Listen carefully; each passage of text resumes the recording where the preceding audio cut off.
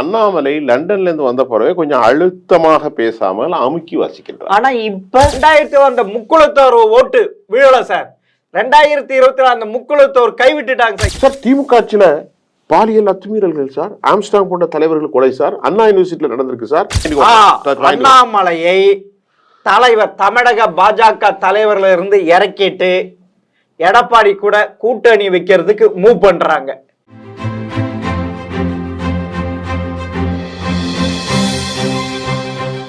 GeM TV நேயர்களுக்கு வணக்கம். அரசியல் ஆடுகள பகுதி மூத்த பத்திரிகையாளர் சுபையான் சார் சந்திப்பவர். வணக்கம் சார். வணக்கம் சார். சொல்லுங்க சார், எப்படி இருக்கீங்க? என்ன சார், இப்ப தமிழக பாஜக பாத்தீங்கன்னா மாவட்ட அளவில் மண்டல அளவில் எல்லாமே போட்டுட்டு வந்துட்டாங்க. தமிழக பாஜக தலைவர் தேர்ந்தெடுக்க போறவாரு. அண்ணாமலை இருப்பாரா, காணாமல் போவாரா, இல்லாமனா புதிய கட்சி ஆரம்பிப்பாரா, என்ன செய்வார் சார்? இல்லை, அதாவது இது பத்திரிகைகளுக்கும் ஊடகவியலாளர்களுக்கும் ஒரு செய்தியாக போயிட்டு. நான் என்ன கேட்குறேன், வெளிப்படையாக எந்த அறிவிப்பும் பிஜேபியிலேருந்து வரல. ஆனால் அரசியலில் பல விஷயம் நடக்கும்போது டாக்டர் தமிழிசை சவுந்தரராஜன் பல மாநிலங்களுக்கு தலைவர்கள் மாற்றப்படுகிறார் என்று ஒரு குண்டு தூக்கி போட்டாங்க.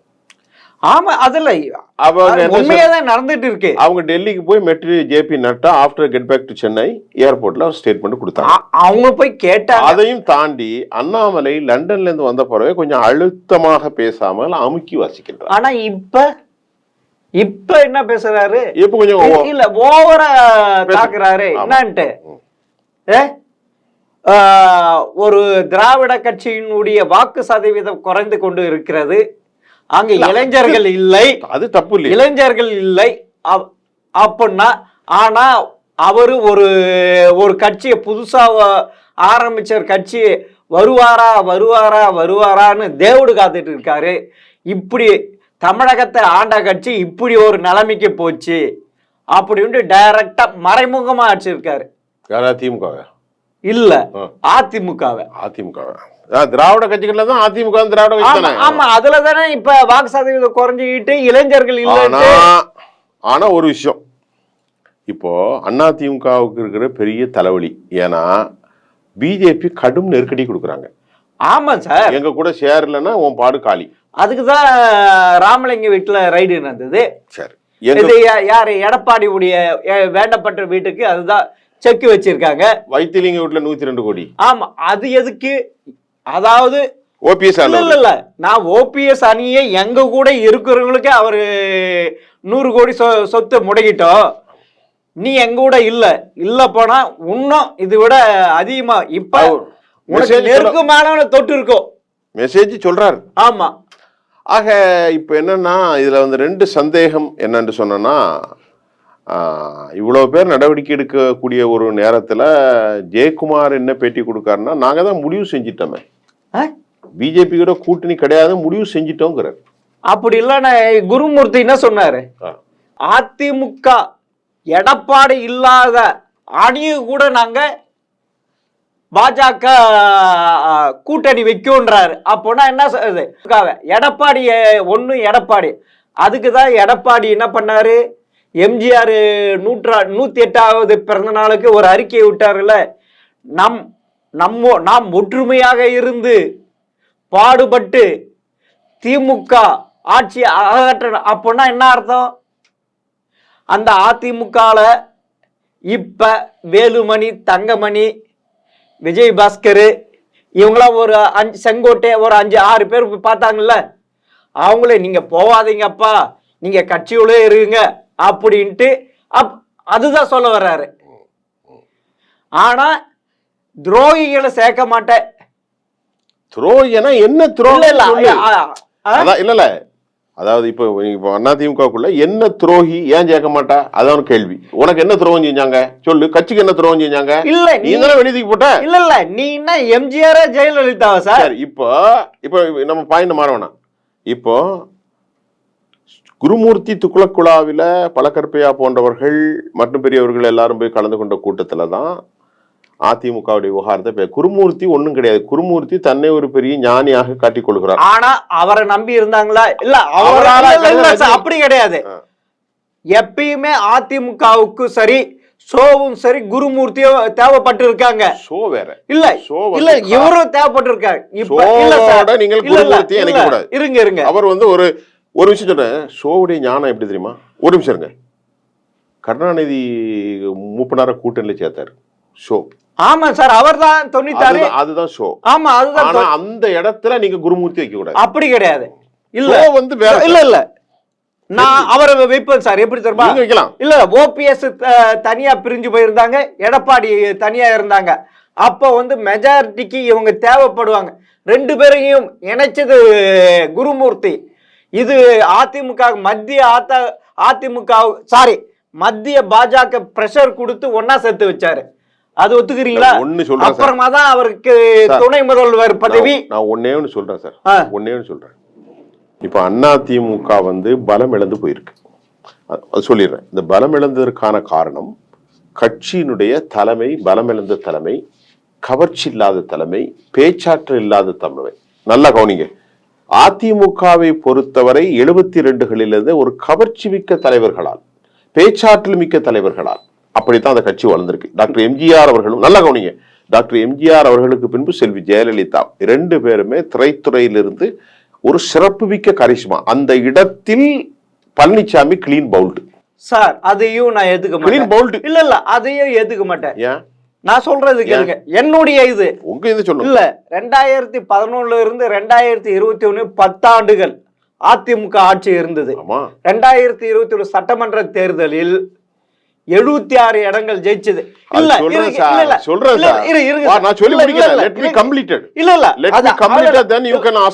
அவ்வளவு ஆன்டி இன்கம்ஸ் இருந்தது.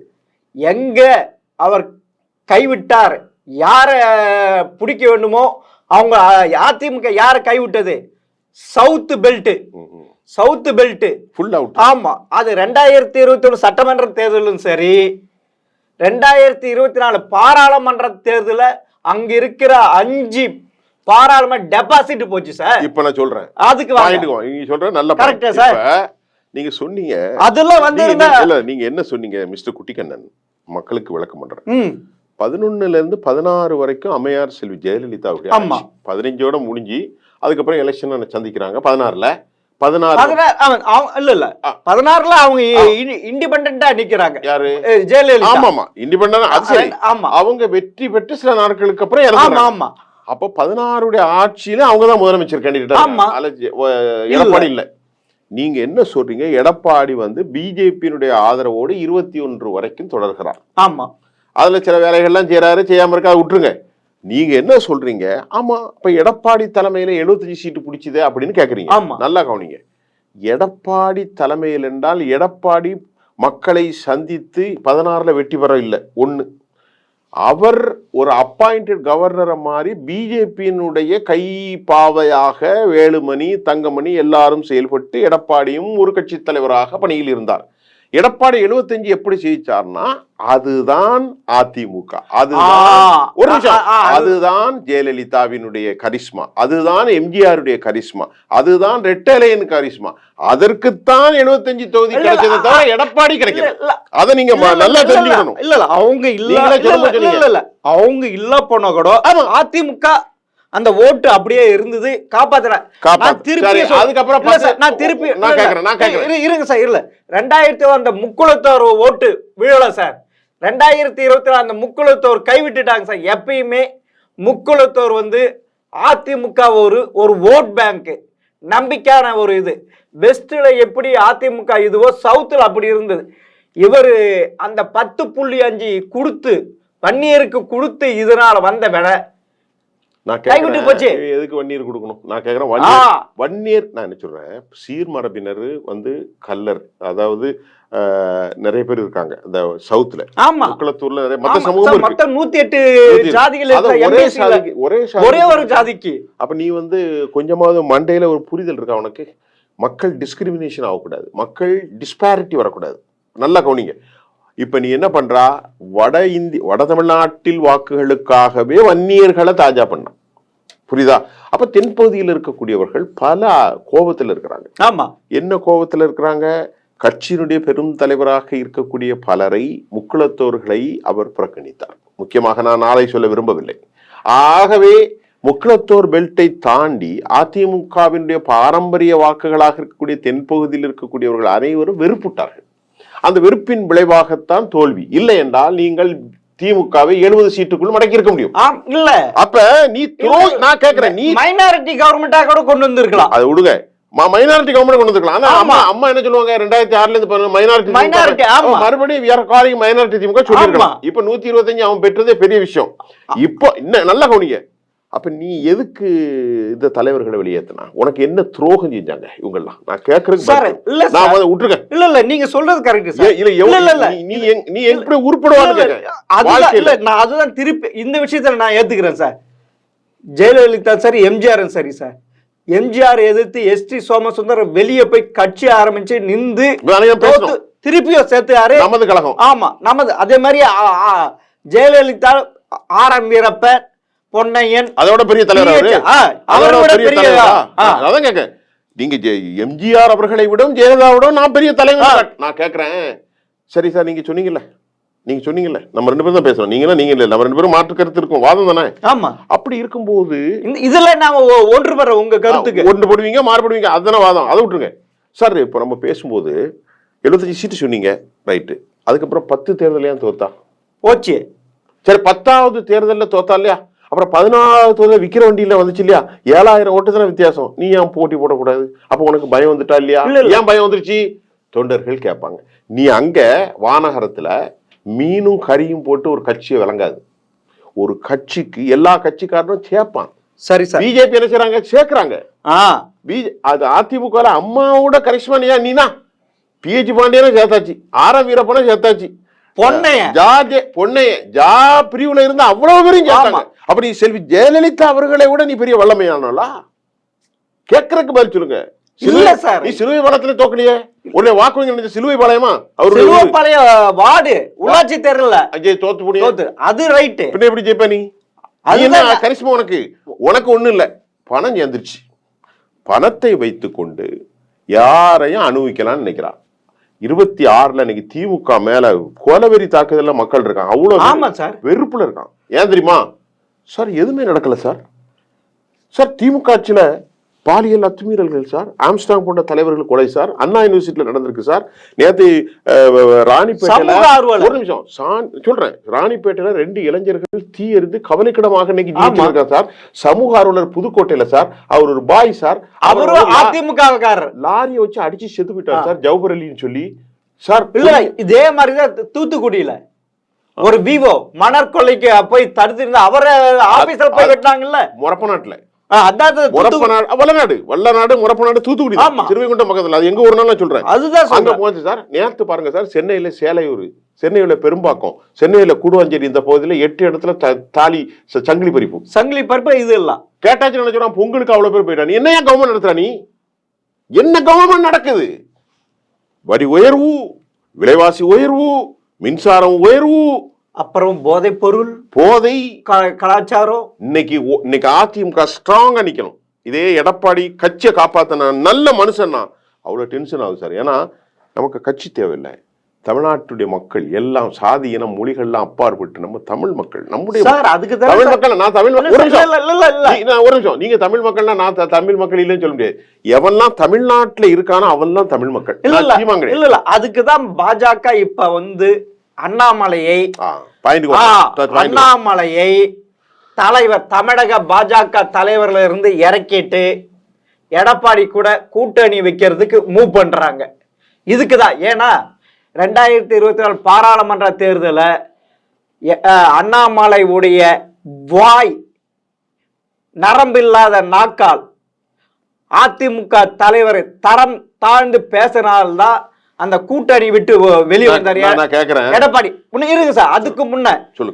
அதாவது 9 வருஷம் கழிச்சு தான் தேசிய ஜனநாயக முன்னணி கூட்டணி டெல்லியில பக்கத்துல உட்கார வைக்கிறார். மோடி பக்கத்துல, வலது பக்கத்துல அவ்வளவு முக்கியத்துவம் கொடுத்தாரு. நீ உன்னுடைய வாய் துணுக்கால கூட்டணி போயிருந்து நீ என்ன சொல்லு? அதிமுக இல்லாத நான் 25 இடத்துல ஜெயிச்சு காட்டுவேன்னு சொன்ன. யாருக்கு? மத்தியில் இருக்க பாஜகவுக்கு. எப்ப முடியாது? அதெல்லாம் முடியும் அதெல்லாம்ட்டு. அதெல்லாம் நம்பி சரின்ட்டு விட்டுட்டாங்க. கடைசியில் என்னாச்சு, ஒரு இடத்துல கூட ஜெயிக்கல. அதே அதிமுகவும் பாஜகவும் 2024 கூட்டணியை வச்சிருந்தா குறைந்தது 15 to 20 இடம் ஜெயிச்சிருக்கும். இருக்கிற வாங்கின வாக்கு சதவீதம் பார்த்து அப்படிப்பட்ட இது கெடுத்துட்டாரு. திருப்பியும் இவரை இப்ப அதிமுக பாஜகவோட கூட்டணி வைக்கணும்னா ஒண்ணு அண்ணாமலை இருக்கக்கூடாது. ஏன்னா எடப்பாடி அதுதான் சொல்றாரு, நாங்க ஏன் மத்தியில் இருக்க பாஜக பத்தியோ எதுவோ மோடியை பத்தி எந்த விமர்சனம் செய்யல, எதுவும் இவரை தான் விமர்சனம் செஞ்சாரு. இப்ப இவரை கொஞ்சம் கொஞ்சமா டிகிரேட் பண்ணிட்டு வராங்க அண்ணாமலையை. அதனால இப்ப அடக்கி வாசிச்சாரு. இப்ப தன் தலைவர் இதுன்ட்டு இவர் என்ன திரும்ப நினைக்கிறாரு, அண்ணாமலை இளைஞர் கூட்டம் நம் பக்கம் இருக்குது, அதனால கொங்கு பெல்ட்ல நம்மளும் வலுவாக இருக்கிறோம், அதனால கொங்கு நாடு ஜனதா கட்சின்ட்டு அப்படி ஆரம்பிக்கலான்ட்டு ஒரு ஐடியால இருக்கிறாரா சார்? நான் ஒண்ணு சொல்லட்டா, அப்படி ஒரு ஐடியால இருக்கிறாரா? அதை பேசுறோம். அது உங்களுக்கு வந்திருக்கு. அண்ணாமலை ஒரு விளங்காத ஆசாமிங்கிற என்ன விஷயம்னா, ஒரு கட்சி தலைவன், நான் உங்களை கேவலப்படுத்த மாட்டேன். கேடி ராகவனுடைய செக்ஷுவல் ஸ்கேன் நடந்துச்சா நடக்கலையங்கிற தெரியாது. ஒரு கட்சியை அழிக்கிறான், கட்சியில இருக்கிறவங்க. நீ ராகவனை கூப்பிட்டு உள்பக்கமா பேசி இந்த மாதிரி நடந்திருக்க கூடாதுன்றலாம் அமுத்தணும். நீ நல்லவனா இருந்தா கட்சியை கேட்கிறேன். நீ யோக்கி, நான் என்ன கேட்கிறேன், ராகவன் என்னுடைய நண்பன், சுஃபியானாகி என்னுடைய நண்பர், எனக்கு ரொம்ப க்ளோஸ், அது தனி, அதுதான் விட்டுருக்க. ராகவன் தப்பு இருந்தா மேலிடத்துல சொல்லி கூப்பிட்டு தண்டிச்சிருக்கணும். இன்னைக்கு கட்சி பேரே கெடுத்துட்டியா? ஆமா, நீ கட்சி பேரை ஃபுல்லாவே பாஜகவா பாலியல் ஜல்ஜா கட்சி, ரவுடிகள் கட்சி. சரி, ஒன்னா நீ செல்வி ஜெயலலிதாவை பத்தி ஊழல் குற்றச்சாட்டு சொல்றா, உனக்கு என்ன யோக்கியம் இருக்கு? அண்ணாவை பத்தி நீ ஏன் பேசல? ஒரு கூட்டணி அண்ணாவை பத்தி ஏன் பேசுற? ஒரு கூட்டணில இருந்துகிட்டு. ஆமா, நீ அம்மையாவை பத்தி அடுத்து அங்க இருந்து கேட்பான்ல, நீ யோக்கியமா? நீ பல ஆயிரம் கோடி அடிச்சு வச்சிருக்கே, கட்சியில இருக்கிற தலைவர் எல்லாம் பிஜேபி வச்சிருக்காங்க.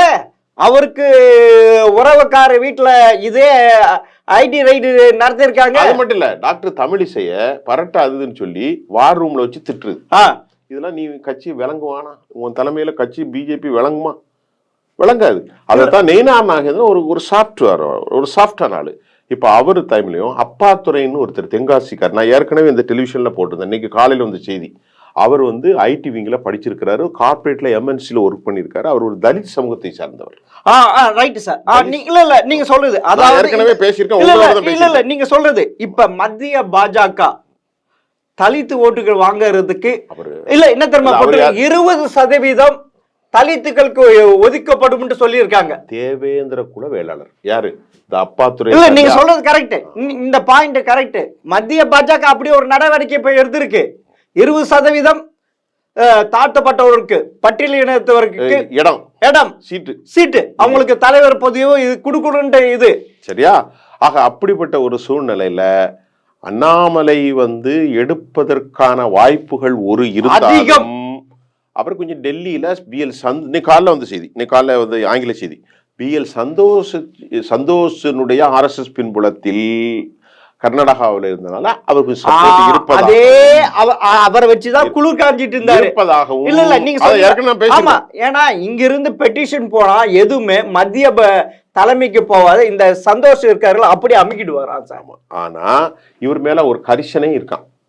வாக்கு வங்கியை கூட்டியிருக்காராம். யாரு? நம்ம அண்ணாமலை தம்பி.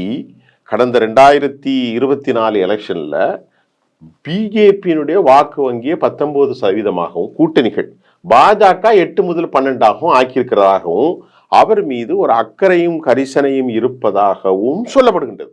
ஆகவே அமித்ஷா இவர் மீது கொஞ்சம் சாஃப்ட் கார்னர்ல இருப்பதாகவும் சொல்லப்படுகிறது. ஆனா அவங்களுக்கு என்ன தெரியுங்களா, இப்ப 2026 வச்சுட்டு 2021 பாராளுமன்ற தேர்தல் கணக்கு போடுறாங்க சார். நம்ம கூட அதிமுக இருந்தாதான் அவங்க எப்பயும் முன்கூட்டியே பிளான் போட்டுதான் எலெக்ஷன் முடிஞ்சு அப்படியே திருப்பி எலெக்ஷன் வேலை செய்வாங்க சார். அந்த இதுதான். ஏன்னா எப்படி நடக்க போகுதுன்ட்டு இங்க நம்மளுக்கு கணிசமான இடம் இருக்கு, நம்ம வின் பண்ண, அதுவும் ஒரு திட்டம் இருக்கா மத்திய பாஜக. அது இருக்கும். ஏன்னா தமிழ்நாட்டுல அவங்க எப்படின்னா பிஜேபி உறவாடி கழுத்துக்கிறது தான் அவங்களுடைய பாலிசி. அந்த பாலிசியில அதிமுகவை கலத்த அவங்க விரும்ப மாட்டாங்க. டேமேஜ் பண்ண மாட்டாங்க. டேமேஜ் பண்றதுக்குன்னு சில காலம் வைப்பாங்க. 23/12 ஆகும். இந்த எடப்பாடி அது தலைமையில வந்து 2029க்கு அப்பதான் நடக்க போகுது. ஆனால் இப்போதைக்கு கிடையாது. இன்றைக்கு தமிழ்நாட்டில் இருக்கும் பலருக்கும் அதிமுக வலிமையாகிவிடக் கூடாது என்பதில் கவனம் செலுத்துகிறார்கள். ரைட். எது அந்த வலிமைக்கான தலைவர்கள் உள்ளே வந்துவிடக் கூடாது என்பதில் அவர்கள் கவனம் செலுத்துகிறார்கள். ஆளுகின்ற தமிழகத்தை ஆளுகின்ற கட்சி அப்படிதான் நடக்குது. ஏன்னா மக்கள் நினைச்சா நீ எவ்வளவு பெரிய கூட்டணி இருந்தாலும் தூக்கி போட்டுருவாங்க. மக்கள் நினைச்ச இவங்க வலுவான கூட்டணி அமைஞ்ச கூடாது. ஏன்னா பாஜக, அதிமுக, பாமக, தேமுதிக, புதிய தமிழகம், ஜான் பாண்டியன், ஏசி சண்முகம், பாரிவேந்தர், நம்ம ஜெயில இவங்களெல்லாம் கூட்டணி அமைச்சா திமுக எதிராக வலுவான கூட்டணி. ஏன்னா ஏற்கனவே ஆன்டி இன்கம்ஸ் இருக்கு, இதெல்லாம் இருக்கு. அதனால தோற்கடிக்க முடியும் அப்படின்ட்டு ஒரு எண்ணம் உருவாகி. நீங்க சொன்ன ஆளுகள்லாம் முழு தேவநாத யாதவும் ஒருத்தரா இருந்தாரு. ஆமா சார். என்ன குறிப்பிட்ட பகுதியில் இருக்கு சார். குறிப்பிட்ட பகுதியில் இருக்கு சார். இருக்கு குறிப்பிட்ட பகுதியில் பெரம்பலூர் பகுதியில நம்ம ஐயாவுக்கு இருக்கு. நம்ம ஐயா பேர் என்னது, நம்ம பாரிவேந்தர் ஐயாவுக்கு. ஆமா ஐயா அதுல இல்ல குறிப்பிட்ட ஜான் பாண்டியனுக்கு ராமநாதபுரத்துல இருக்கு, கோயம்புத்தூர்ல கொஞ்சம் இருக்கு, தேவேந்திர குலர் மக்கள்கிட்ட இருக்கு. இந்த கிருஷ்ணசாமின்னு ஒண்ணு இருந்தார், அவர் எங்கதான் இருக்க இருப்போம், ஆலய காணும். இப்ப மறுபடி தேவேந்திர குலம் முதல்ல கொஞ்சம் ஆர்எஸ்எஸ்ல போய் சாக்கால எல்லாம் போய் கலந்துக்கிட்டாரு. இப்ப ஆர்எஸ்எஸ் எல்லாம் விட்டுட்டாரு. இப்ப விளங்காதுன்னு சொல்லி இப்ப மறுபடி தேவேந்திர குல வேளாளர்கள் மறுபடி கடைகளை போடுறதா வித்தாவே இல்லைன்னா மாத்துறதுதானே. ஆனா இது இன்னும் பாஜக இப்படி ஒரு திட்டம் வச்சிருக்கு. ஆனா இதுக்குள்ளேயே இதே அண்ணாமலை திருப்பியும் பாஜக தலைமையில் தேசிய முன்னேற்ற கூட்டணி அமைக்கும் இங்க சட்டமன்ற தேர்தலில் போற போக்கில் விட்டுட்டு போறாரு. ஏன்னா அவர் இடமே காலியாக போகுதுன்னு இப்ப திருப்பியும் பழைய குருடி கதவை திரடி பேச ஆரம்பிச்சிட்டாரு அண்ணாமலை. இப்ப கொஞ்சம் அதிகமா டெல்லியில இருந்து அடக்கி வாசிச்சிருந்தாரு. இப்ப எல்லாமே தெரிஞ்சு அப்போ ரெண்டு விஷயம் நடக்கும். நீங்க சொல்ற பார்த்தா ஒண்ணு நீங்க சொன்னீங்கல்ல ஆரம்பத்துல, ஒன்று மேலே இருந்து அத்தரைசேஷனோட அவர் பேசலாம், இல்லைன்னா வெளியேற்றிட்டோன்னா ஆட்டுக்குட்டியை தூக்கிக்கிட்டு நாம கோயம்புத்தூருக்கு காரணா ஒரு புது கட்சி ஆரம்பிச்சிடலாம்னு நினைக்கலாம்ல. இல்ல நீங்க சொன்னீங்கல்ல அந்த பர்சன்டேஜ் ஓட்டு கூட்டி இருக்கிறாரு, அதனால கூட்டியிருக்காரு. வேணும்னா எல்முருகன் திருப்பியும் ஒரு சென்ட்ரல்ல எம்பி ஆக்கிறதுக்கு முன்ன ஒரு மினிஸ்டர் போஸ்ட் கொடுத்து மேல அனுப்பிச்சிடுவாங்க. அவர் அவ்வளவுதான். இங்க வேணாப்பா அவருக்கு நீங்க சொன்னீங்களா அந்த கடமைக்கு செய்வாங்க. நல்ல இங்கிலீஷ் நல்லா பேசினால இஸ் ஈஸி, ரொம்ப ரொம்ப லாங்குவேஜ் நல்லா இருக்கனால ஒரு fluency communication for all the states. ஆமா, அதனால அவர் வந்து தேசிய செய்தி தொடர்பாளரா போட்டா அவர் கர்நாடகாவில் நல்லா ஏமண்டி சாமண்டின்ட்டு இது கன்னடம் பேசுவாரு, தமிழ் பேசுவாரு, ஆங்கிலம் பேசுவாரு, ஹிந்தி கூட படிச்சிருப்பாரு, ஹிந்தி ஆமா பேசுவாரு. அதனால அவரை வந்து நம்ம எல்லா ஊர்களுக்கும் நம்ம அவரை அனுப்புறதுக்கு வாய்ப்பு இருக்கு. நீங்க சொன்ன மாதிரி தமிழ்நாட்டில் பாரதிய ஜனதா வெற்றி பெறுவதற்கு அவர்கள், நான் வந்து அப்பாத்துறை சொன்னல ஒருத்தர் ராசிக்காரர், அவருக்கு மேல இருந்து இன்னைக்கு காலையில ஆங்கில நியூஸ் என்ன சொல்லுதுன்னா, அவரை வந்து நீ கொஞ்சம் தம்பி கொஞ்சம் அமைதியா இருங்க, மாவட்ட தலைவராக இருங்க, அப்புறம் நம்ம தேசிய அதாவது மாநிலத்துக்கு வருவோம்னு சொல்லி அவரை கொஞ்சம் ஆஃப் பண்ணிட்டாங்களாம். அவர் எம்என்சி கம்பெனி மல்டிநேஷனல் கம்பெனியில் ஒர்க் பண்ணுறாராம். இப்போ டாக்டர் தமிழிசைக்கான வாய்ப்புகளும் சொல்லப்பட்டாலும் தமிழிசை மீண்டும் போடுவதற்கான வாய்ப்பு இல்லை. ஏன்னு கேட்டீங்கன்னா அவர் வந்து 2 முறை கவர்னராக இருந்துட்டார், தமிழ்நாட்டில் இருந்துட்டார். ஆனா அவருக்கு வந்து ஒரு நல்ல இதுல இருக்கும், ஒரு கோஆர்டினேட்டரா இருப்பார். ஆனால் இப்பொழுது ஒரு விஷயம், அந்த சமுதாய வாக்கு வாங்குறதுக்கும் போடலாம். அது வாக்குகள் அவர் போட்டாலும் போடாட்டாலும் பாரம்பரிய நாடாறு வாக்குகள் இப்ப சவுத்துல கிடைக்கும். பாஜக வலுவாதான் இருக்கு. அதுதான், அது நாடார் வாக்குகள் தான். எங்க கன்னியாகுமரி எல்லாமே நாடார் வாக்குகள் தான். அது இவங்க இருந்தாலும் இல்லாட்டாலும் கிடைக்கும். ஒண்ணு, வானதி சீனிவாசன் ரேஸ்ல இருப்பதாக பத்திரிகையாரங்க செய்தி போட்டாங்க. ஆனா வானதியும் கொண்டு வர மாட்டாங்க. ஏன் கொண்டு வர மாட்டாங்கன்னா அவர் வந்து ஆல் இந்தியா மோர்ச்சால ஏதோ ஒண்ணுல இருக்காரு, மகளிர் மோர்ச்சால, மகளிர். அதனால தலைவர் she has very closely associated with the national leaders. அதனால அவங்க வர மாட்டாங்க. ரெண்டு, ஏன் அது மட்டும் இல்லாம ஏற்கனவே வந்து கவுண்டர் சமூகத்தை சேர்ந்த அண்ணாமலை இருந்தனால மறுபடியும் ஒரு கவுண்டர் கொண்டு வர மாட்டாங்க. அப்ப இப்ப பிரைட் வாய்ப்புகள் இது நான் இருக்கிறது. ஒரு மூத்த தலைவராக முன்னாள் அமைச்சராக நாகேந்திர அவர் பேர் நெய்னாருக்கு இருந்தாலும் பிஜேபியை பொறுத்தவரை திடீர்னு யாரையாவது ஒன்று கொண்டு வர்றது. எல்முருகனை கொண்டு வந்தார். அண்ணாமலை யாருன்னே தெரியாது. திடீர்னு ஒரு சேனல்ல வந்து நான் ஆட்டுக்குட்டி வளர்க்க போறேன்னு வந்தார். அவரு திடீர்னு வந்துட்டார். அப்படி யாராவது ஒருத்தரை கொண்டு வர்றதுக்கும் வாய்ப்பு இருக்கு. அப்படி இல்லைன்னா இப்படி இருக்கு. எது நடக்குங்கிறது யூகிக்க முடியாதுங்கிறது தான் இன்னைக்கு நம்ம செய்யும். அப்படி அண்ணாமலை திருப்பியும் கொண்டு வந்தா பாஜக தன் தலையிலேயே மண்ணை போட்டுக்கொள்ளும். அது எந்த ஒரு இதுவும் இல்லை. இதோட நினைக்கிறோம். இது போல பல பரபரப்பான செய்திகளை சந்திக்கிறேன். வணக்கம்.